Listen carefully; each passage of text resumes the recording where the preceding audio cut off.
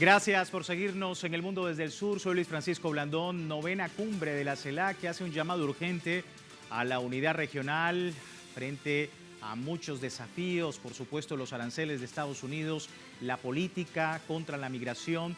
Ha sido tribuna crítica también la cumbre sobre el asedio, la criminalización de migrantes latinoamericanos, pero también las medidas coercitivas y legales de Estados Unidos contra Cuba y Venezuela, el apoyo al pueblo palestino frente al continuado genocidio israelí también en la mesa. Se reitera el respeto de Latinoamérica y el Caribe como zona de paz. Importante el llamado que hace esta comunidad de estados latinoamericanos y caribeños. Se reunieron en Tegucigalpa precisamente para discutir de alguna manera lo que ha sido en los últimos días parte de la avanzada de estas políticas de los Estados Unidos. Acá tenemos el mapa precisamente. Pido a producción que por favor me apoye con las palabras. Y efectivamente ha sido para discutir en Tegucigalpa las estrategias de intención, y la presidenta hondureña Xiomara Castro sirve de anfitriona en esta cumbre en la que participaron representantes de más de 33 países. Al menos 11 jefes de Estado pusieron de manifiesto que la alianza con China será muy positiva influencia para los países que componen la CELAC, para contrarrestar la política económica de los Estados Unidos que desplaza a países latinoamericanos. También se puso de manifiesto la importancia de temas como la energía, la seguridad alimentaria, el café y la igualdad de género para crear las bases de un futuro más próspero. Como vemos en estos portales de noticias, la información reseñada a lo largo del día y que también acá a través de nuestro servicio informativo ha sido importante en todo el día. Pero antes, recordarle, a través de nuestras redes sociales, a lo largo del día hemos sondeado la opinión de nuestros usuarios sobre nuestro tema. Algunos de ustedes quizás ya han participado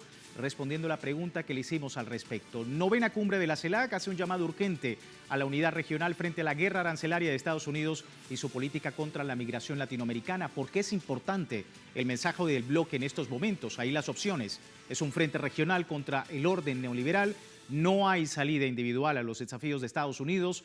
Postura unificada frente a la guerra arancelaria. Mayor acción frente a la agresión migratoria, y CELAC debe ser respetada como zona de paz. Son algunas de las opciones. Le invitamos de una vez a participar. Si no lo ha hecho, más adelante revisamos, asociamos todas las respuestas. Vamos de inmediato al análisis. Me acompaña Solange Martínez, profesora en psicología, diplomada universitaria de género y gestión institucional. También es investigadora del Centro de Estudios de Integración Latinoamericana Manuel Ugarte. Nos acompaña desde Argentina. Muchísimas gracias por su tiempo. Bienvenida, Solange, con la audiencia latinoamericana. ¿Qué tal? Buenas noches, Francisco. Buenas noches a esta audiencia. Digo noches por aquí, tardecitas por allá en Venezuela. Pero bueno, lo cierto es que aquí estamos para pensar juntos qué está pasando en nuestra región de cara a lo que está aconteciendo en Estados Unidos. Parecería que Trump está nervioso. Y mirá, ya me meto y vos cortame porque yo me pongo a hablar muy fácilmente, pero además soy parte de la agencia de noticias Nodal y hemos estado abordando el tema, hemos estado analizándolo. Por eso la verdad es que lo que voy a compartir con ustedes tiene que ver con un debate colectivo y bueno, la necesidad de reflexionar permanentemente, ¿no?, en este escenario que está alarmante, que está casi como un show permanente por parte de Estados Unidos para el mundo, para la región en particular, pero pareciera que Donald está nervioso. ¿Qué explicaría si no todo este paquete arancelario, una política migratoria que tanto han analizado aquí también, con estos dejos mediáticos, ¿no?, un show permanente, pero que al mismo tiempo, bueno, no solo, digo, por supuesto tiene que ver con un problema enorme de derechos humanos, de quienes están siendo deportados, pero al mismo tiempo, digo, si uno revisa la política migratoria de ambos partidos tradicionales de Estados Unidos, bueno, se encuentra que Biden no fue mucho más benevolente con ese tema, ¿no? Sí, totalmente. Totalmente. Y bueno, ahí el llamado precisamente, Solange, de esta novena cumbre de la CELAC que pues ha hecho, ha alzado la voz de manera urgente, ¿no?, en la región, dice no hay salida individual y que aquello que les perjudica pues ahora se ha convertido en un denominador común, las acciones de Estados Unidos. ¿Cómo estás viendo ese llamado que hace la CELAC y en este momento tan importante, en esta geopolítica que por supuesto les afecta a cada uno de los países latinoamericanos? Bueno, bienvenido sea esta reunión, bienvenidísima sea esta reunión de la CELAC, bienvenidísima sea esta presidencia que abandona Xiomara Castro, pero después de una gran gestión, digo que va a manos del presidente Petro también, con un conjunto de desafíos enormes que tienen que ver, como bien decís, con los movimientos geopolíticos tan agitados que estamos viviendo a poco tiempo de la asunción de Donald Trump y con un mundo en guerra, ¿no? Entonces un llamado a la unidad me parece que tiene que ver con recuperar un llamado histórico a la unidad de nuestra nación, de nuestra gran nación, nuestra gran patria grande latinoamericana y caribeña, inconclusa también, por supuesto, porque en algún punto fue victoriosa la estrategia del imperialismo, ¿no? De los imperialismos. Pero lo cierto es que creemos que hay que preguntarse en este tiempo a qué unidad nos referimos, porque no es aquel tiempo histórico en que no pudimos concretar el sueño de la patria grande. Es un tiempo completamente diferente.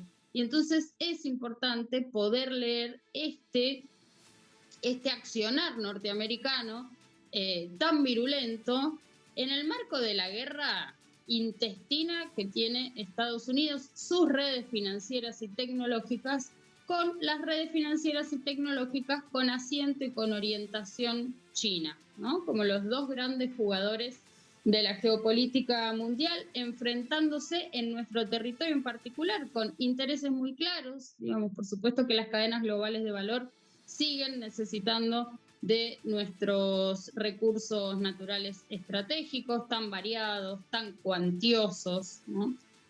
Tan poco cuidados por algunos de los gobiernos antipopulares, antipatria, que están teniendo poder de decisión en nuestra región, y lamentablemente nosotros, las y los argentinos, somos protagonistas de uno de esos gobiernos.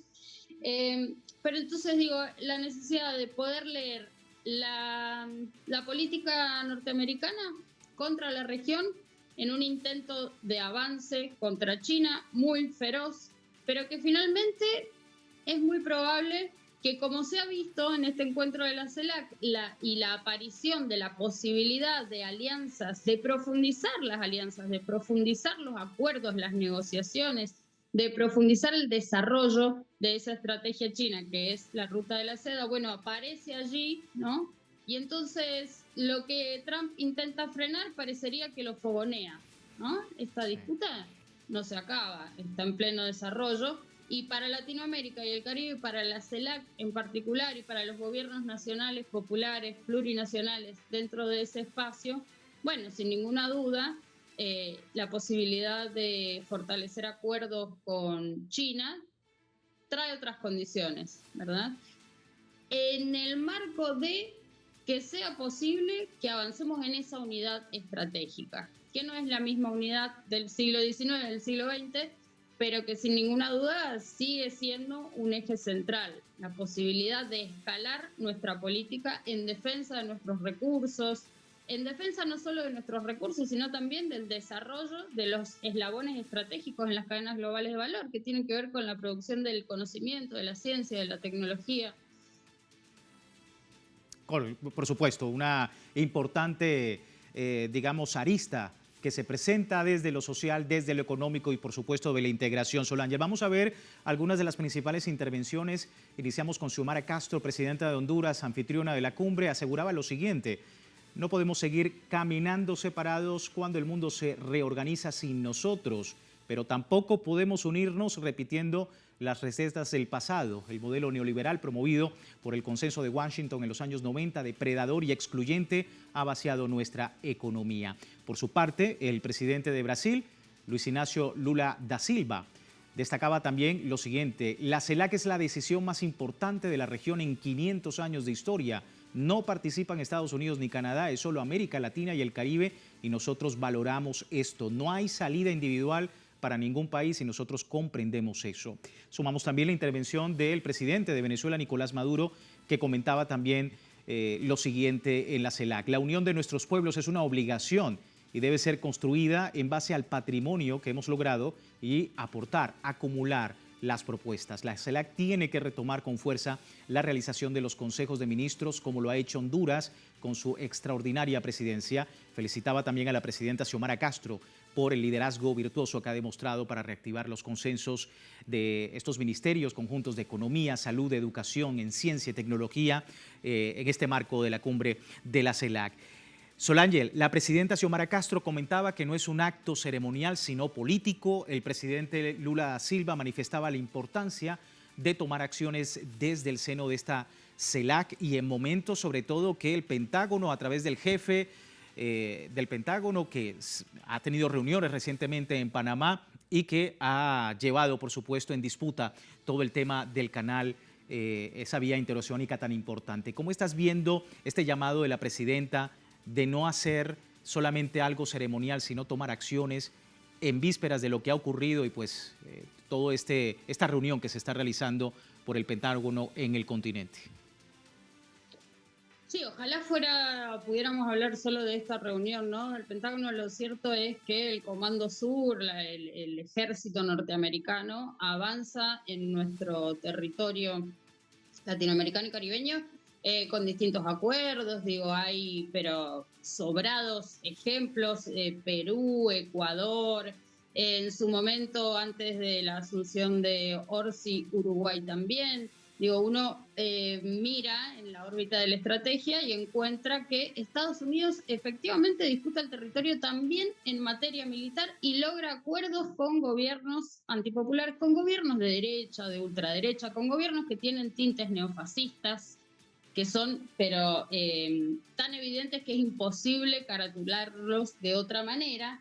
Y entonces, yo creo que acá entra un elemento de análisis que es interesante, porque también los mandatarios hablan de nuestra región como una zona de paz.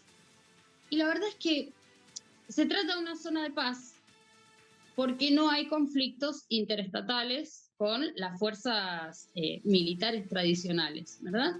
Pero es, sin ninguna duda, un territorio que vive una plena guerra multidimensional, ¿no? Y cuando uno puede ir a buscar casos paradigmáticos, bueno, Venezuela lo es. Venezuela es objeto de una guerra multidimensional comandada por el Imperio norteamericano con su serie de alianzas atlantistas y que entonces son objetos de guerras mediáticas, económicas financieras, tecnológicas, energéticas, alimenticias.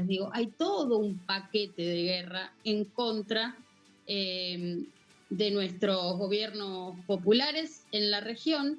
Y entonces, la dimensión o mejor dicho, la multidimensionalidad de la guerra es importantísima para pensar nuestra América y cómo se la disputan. El elemento judicial, todo el aparato mediático judicial que opera sobre nuestras sociedades, que opera en contra de los gobiernos que defienden su soberanía, bueno, tienen que estar en el análisis, ¿verdad? Entonces, sin ninguna duda, el avance de las Fuerzas Armadas norteamericanas en la región a través de acuerdos de capacitación, a través de acuerdos de cooperación, de formación de distintas Fuerzas Armadas nacionales en nuestra América, es un hecho y debe alarmarnos y hay que poder seguir mirándolo y cuestionándolo, porque la soberanía está en jaque, sin ninguna duda, pero al mismo tiempo no perder de vista estos otros elementos que también nos tienen que importar a la hora de analizar cómo avanza Estados Unidos sobre Latinoamérica y el Caribe. Hay una guerra cognitiva feroz, ¿no? Sí, guerra cognitiva, guerra en los medios de comunicación, por supuesto esta guerra de aranceles y que por supuesto está afectando a todos los países del mundo. Solángel, muchísimas gracias por tu tiempo con nosotros. No, por favor, gracias a ustedes. Un gusto siempre. Un abrazo para ti, gracias por este tiempo con la audiencia. Nuestra invitada a propósito de toda esta reunión de la CELAC y lo que conlleva precisamente para el continente. Vamos a despedir esta primera parte del programa recordando la encuesta que hemos publicado más temprano en nuestras redes sociales. Aquí tiene el código QR al final de nuestra emisión. Analizamos los resultados. Vamos pronto, vamos a una pausa, ya regresamos con más del mundo desde el sur.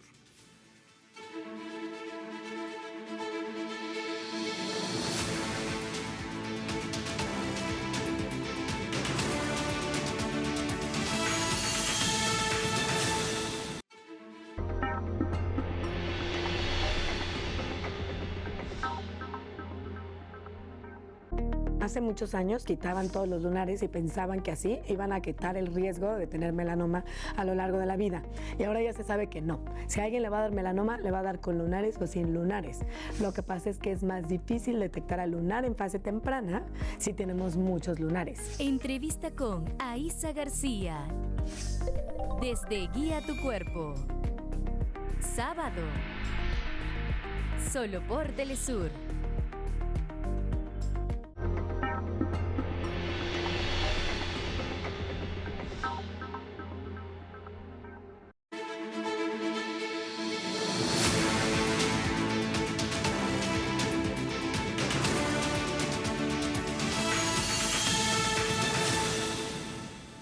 Gracias por seguirnos en El Mundo desde el Sur, hablando de la 9ª cumbre de la CELAC en Tegucigalpa. Precisamente la presidenta de Honduras, Xiomara Castro, en ese contexto denunciaba las exportaciones o la deportación masiva de migrantes por parte del gobierno de los Estados Unidos. Ha comentado lo siguiente: nuestros jóvenes se han convertido en migrantes que, buscando el sueño americano, hoy son expulsados masivamente de Estados Unidos. Frente a este desafío, la CELAC tiene que ser respetada como zona de paz. La presidenta de México, por otro lado, Claudia Sheinbaum, en su momento, al dar sus palabras, rechazaba la violación a los derechos humanos. Textualmente decía: rechazamos el racismo, el clasismo, la violación a los derechos humanos y la criminalización de hermanos de nuestro continente que por alguna causa han tenido la necesidad de emigrar hacia el norte. Las sanciones y bloqueos comerciales que solo dañan el bienestar de los pueblos no construyen regiones de paz y prosperidad. No al bloqueo a Cuba, no al bloqueo a Venezuela, decía Claudia Sheinbaum allí en la CELAC. Seguimos analizando el tema. José Antonio Hernández Macías, investigador del Centro de Investigaciones sobre Latinoamérica y el Caribe de la UNAM, desde México. Muchísimas gracias, José, por tu tiempo. Bienvenido nuevamente.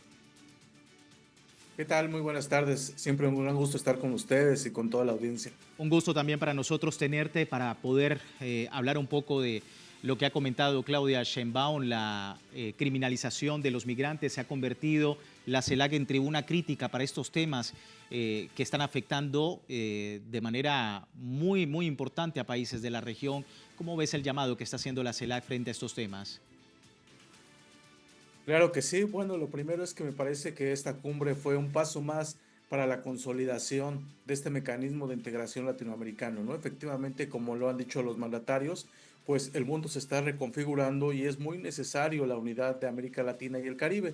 En ese sentido, México, que ya desde su pasado gobierno, desde la presidencia de López Obrador, ha ido modificando su política exterior y ha ido acercándose más a la región de América Latina y el Caribe.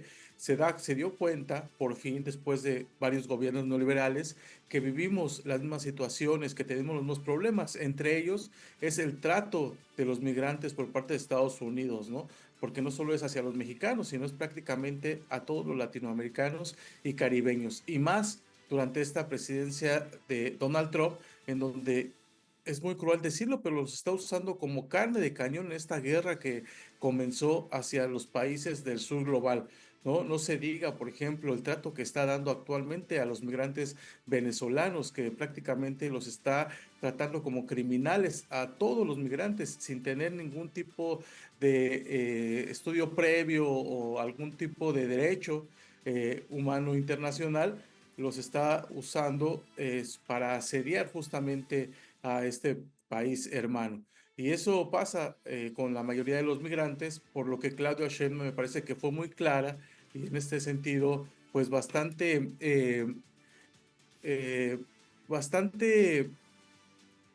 teniendo todo el objetivo de puntualizar este tema de política internacional tan importante para México y para la mayoría de los países latinoamericanos. Hablabas precisamente de México y las propuestas que ha hecho la presidenta Claudia Sheinbaum, no solamente el llamado a desistir del bloqueo contra Cuba, contra Venezuela, también hablaba de la cumbre por el bienestar económico para América Latina y el Caribe. ¿Cómo te parece esa propuesta viniendo de un país como México y todo lo que ha tenido que pasar en estos últimos meses? Claro que sí, sin duda es una proyección internacional de lo que está aplicando a nivel interno la presidenta Claudia Sheinbaum, ¿no? Desde hace algunos años se está regresando al fortalecimiento del Estado en México, está aplicando una política social bastante amplia y pretende que esa política social se extienda a toda la región de América Latina y el Caribe. Ya lo vio, por ejemplo, con algunas problemáticas como regresando al tema de migración, que ella desde un principio mencionaba que la migración solo se puede atacar si se va a la raíz, es decir, el de generar desarrollo económico dentro de los países, en este caso de Centroamérica, de Sudamérica, para que la persona no tenga la necesidad de salir de sus países a buscar pues, mejores condiciones económicas, ¿no? Entonces, esta cumbre del bienestar económico me parece que va en ese sentido, que es necesario buscar un mayor desarrollo, pero con la independencia de esta injerencia estadounidense, que normalmente ellos son los que han tratado de generar proyectos de este tipo, pero siempre condicionando y siempre de alguna forma perjudicando a mediano y largo plazo a los países latinoamericanos. Sí, es un gran desafío para los países de la región sobre muchos temas. Hablábamos del tema económico, hablábamos del tema también de derechos humanos y migrantes. Y bueno, el presidente de Colombia, Gustavo Petro, criticaba el uso precisamente de la megacárcel de El Salvador. Decía el presidente colombiano: lo que sí critico es que no puede llegar ningún migrante a una cárcel de esas porque sería tratado como criminal y como esclavo, y no lo es un ser humano. Parte de las palabras de Gustavo Petro a propósito de este tema de los migrantes, pero también el presidente de Cuba, Miguel Díaz-Canel, daba un contundente mensaje en torno a la CELAC. Decía: en momentos en que el mundo vive una escalada de tensiones, un aumento de los conflictos bélicos y las guerras no convencionales, así como una profundización de las desigualdades, la exclusión social y la pobreza, resulta crucial unir esfuerzos y trabajar juntos por el bienestar, la paz y la seguridad de los pueblos latinoamericanos y caribeños. Urge ampliar la cooperación, identificar también proyectos beneficiosos para nuestras naciones y aprovechar las complementariedades entre las economías de la región. En tanto, el presidente de Bolivia, del Estado Plurinacional de Bolivia, Luis Alberto Arce Catacora, decía: proponemos fortalecer los mecanismos de cooperación económica que nos permitan sortear las vulnerabilidades de un sistema financiero internacional que sigue castigando a nuestros países. Imperativo, por tanto, avanzar en el uso de monedas locales para el intercambio comercial y fortalecer nuestra banca de desarrollo regional. Parte de lo que decían los mandatarios en torno al tema económico, y es justamente, José Antonio, lo que decía, por ejemplo, México, que tratando de sobrellevar estas desigualdades, tratando de sobrellevar las asimetrías económicas en el continente, bueno, entonces es así cuando se termina de alguna manera el drama de la migración en el continente. Decía, por ejemplo, el presidente Luis Ignacio Lula da Silva que había que pasar ya a la acción, que es importante, no es, decía también Xiomara Castro, pues un evento protocolar, es precisamente un evento político que necesita acciones. Tu lectura. Sí, efectivamente, nunca va a faltar estos países que se vuelven plataforma de los intereses de Estados Unidos, como el caso en este momento de El Salvador, de Argentina, incluso de Ecuador, ¿no? Que muchas veces buscan todo lo contrario al interés de la región. El Salvador en este momento una penosa actividad que está haciendo prestándose para llevar a los migrantes a sus cárceles, ¿no? Vemos los discursos de Milei, la cuestión de la seguridad en Ecuador, que también pareciera que se ha convertido en uno de los aliados cercanos a Estados Unidos. Sin embargo, me parece que son más estos proyectos que pretenden consolidar estos mecanismos de integración. Ya hablaba, por ejemplo, de la CELAC, como ahora le toca justamente al colombiano Gustavo Petro, quien ha sido uno de los presidentes que desde que inició su gobierno ha tenido una mayor voluntad política, por lo que no dudo que será bastante exitoso la presidencia pro tempore ahora de Gustavo Petro dentro de la CELAC, y sobre todo acompañados pues de dos grandes líderes como es Luis Ignacio Lula da Silva, como es Claudia Sheinbaum, también la presencia de países como de Venezuela, de Cuba, de Nicaragua. Y bueno, esto sumado a una nueva configuración que se vendrá dando, no dudo que tengamos, por ejemplo, ahora una tercera presidenta en el Ecuador, en donde se sumará, y ahora hablaremos de 3 mandatarias latinoamericanas dentro de este mecanismo. Y justamente todo esto va enfocado pues a estos nuevos procesos de transición hegemónica, en donde Estados Unidos está dejando de ser ese hegemón importante que impone su agenda, sobre todo a nivel subcontinental, y se está empezando a diversificar y a voltear a ver hacia otras regiones. Sudamérica ya lo hizo. Si viéramos un mapa, nos daríamos cuenta que la mayoría de los países sudamericanos ya tiene como primer socio comercial, por ejemplo, a China, pero que ahora con toda esta guerra de aranceles, con este trato a los migrantes, lo está empezando a hacer tanto Centroamérica como el Caribe, e incluso México, que había sido un aliado tradicional de Estados Unidos. Importante esa arista, José Antonio. Y por último, en un minuto, porque ya termina nuestro programa, preguntarte también, hablabas de otras regiones y la importancia de Palestina, el llamado en medio de este asedio y continuo genocidio israelí. Sí, bueno, la CELAC en una política de no solamente mirar a los conflictos que hay a nivel interno, sino de consecuencia también internacional, se posiciona en esos temas en donde hay un claro genocidio hacia el pueblo israelita, hacia el pueblo palestino, perdón, y por lo tanto pone el dedo en la llaga para condenar este tipo de pues avasallamiento por parte de Israel hacia Palestina, ¿no? Me parece que es muy consecuente por no solamente hablar a nivel interno, sino la CELAC tendría o busca ser también un actor importante a nivel global. O sea, que por supuesto une a los estados miembros de la CELAC. Muchísimas gracias, José Antonio, por tu tiempo con nosotros. Un gran gusto, hasta pronto. Un abrazo. José Antonio Hernández Macías, investigador del Centro de Investigaciones sobre América Latina y el Caribe de UNAM desde México, a propósito de la CELAC y la importancia, el papel que tiene la Unión Latinoamericana en estos momentos de desafío en el marco internacional. Nosotros con esto finalizamos. Soy Luis Francisco Blandón. Siga con nosotros con más de nuestra programación en Telesur.